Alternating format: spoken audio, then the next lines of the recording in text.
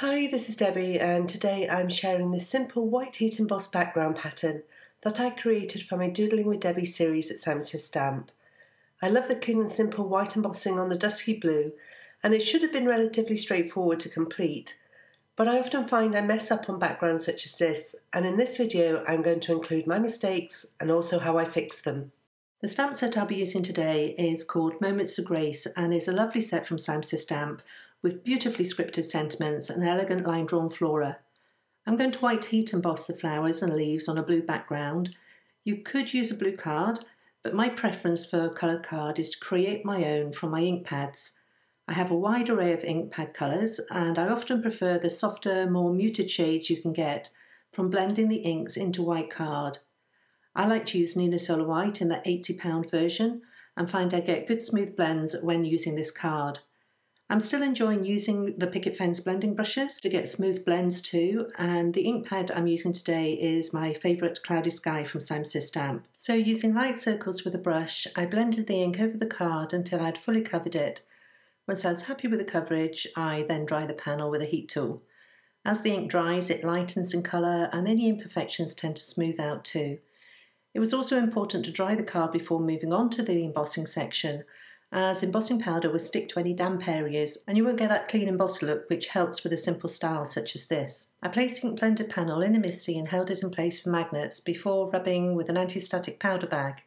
The powder from this bag will hopefully prevent stray embossing powder sticking everywhere. I took the Moments of Grace stamp set and using the 5 floral images, I arranged them in the top corner of the card. I let them overhang the edge of the panel so that I created a feeling of seamless pattern. I then stamped the images in Simon Says Stamp clear embossing ink. I then took the card out of the MISTI and sprinkled Simon Says Stamp white embossing powder over the sticky ink. I tapped off any excess and then tied it up with a dry paintbrush to sweep away any stray granules. I then heat set the powder with a preheated heat tool. I'm going to repeat this process until I cover the whole of the panel of ink blended card.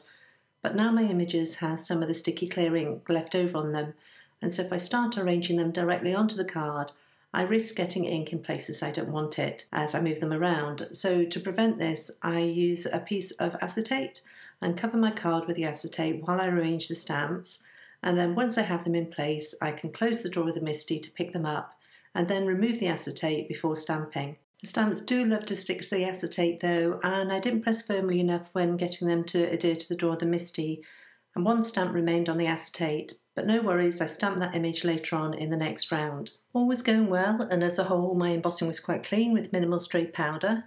If I had any trouble anywhere, it was with the edges of the ink blended panel where the ink was perhaps still a bit damp. But I kept tidying up with a brush and was happy as I continued stamping the 5 images over the panel.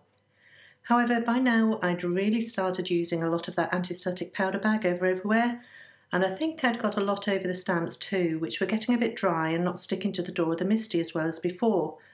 And all of a sudden, an inky stamp fell onto the card. I hoped the ink hadn't transferred, but when I realigned the images, stamped them and sprinkled with embossing powder, I was left with embossing powder everywhere.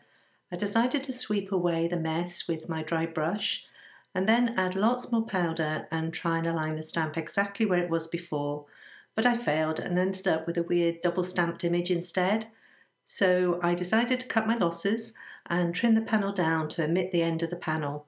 Fortunately, this accident happened on the last edge, and I started with a piece of card slightly bigger than I needed anyway, and so by trimming the panel down I was able to rescue the embossing I had done. Once I trimmed the panel down, I then stamped and embossed a few more images around the edges to fill in any gaps. I wanted the embossed pattern to be the main focus of the card, and so I chose one of the lovely scripted sentiments from the Moments of Grace set to emboss on a strip of vellum. I love the translucency of vellum, and when white heat embossed and cut to a strip, the sentiment can still be read but it doesn't dominate. I wrapped the vellum strip around the panel and secured on the back of the card with tape.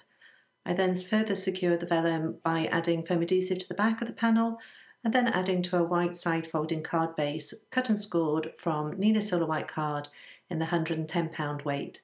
Back to the embossing, and I guess it wasn't unexpected that with embossing this panel again and again that there were a few stray granules here and there. However, these are easy to remove, I find, by scraping lightly with a scalpel.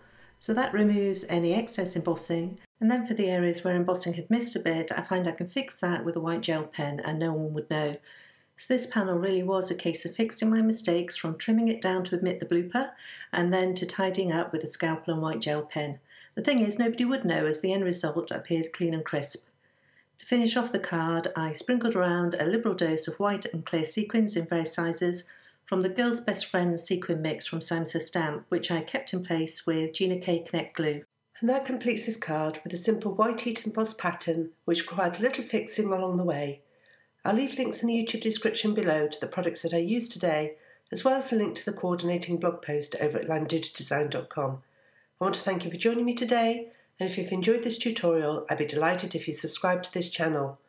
Also, if you'd like to get notified when a new video is out, don't forget to hit the bell button next to the subscribe button too. Thanks, and I'll see you next time.